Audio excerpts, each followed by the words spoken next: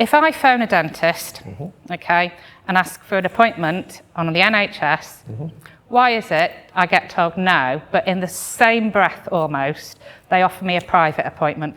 Are you just in it for the money? Yes. Is that my question? Have I finished now?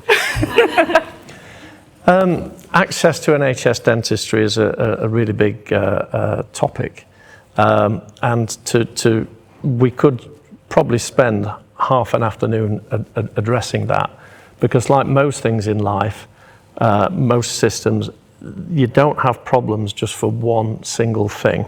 I've thought about this, and there's probably 10, 12 different elements to it all. One of the elements is that practices, well, firstly, there is no such thing as an NHS dental practice. They're all private. They're all privately funded. The staff are paid for by the dentist. There's no NHS employees in a general dental practice. But what practices do have, they may well have a contract for a defined amount of NHS work for a year. So they'll have an amount of money. There's targets to hit.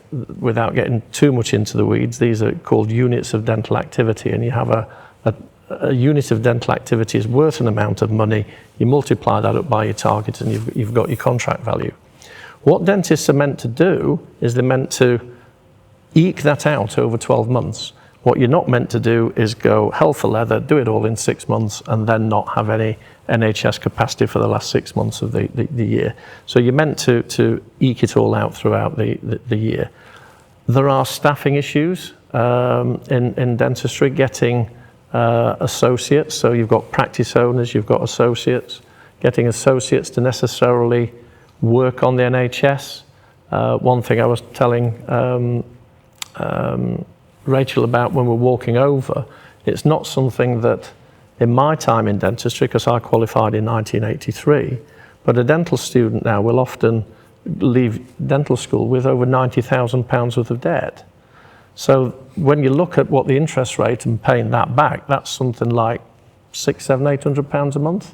So that factors into younger people's thinking about the kind of work that they want to do, the kind of work that they can afford to do.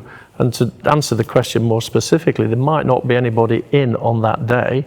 Practices will have a mix of staff where some may only work privately.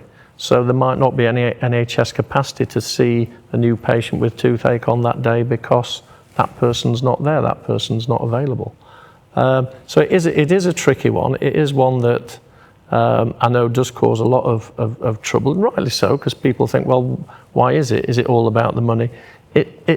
Money comes into everything because you are running a small business, and if at the end of the year you've not made enough, then people, the practice folds, people lose the jobs, that kind of thing. I think I've probably said all I can really say. Has that, do you think? I think that's answered most of it.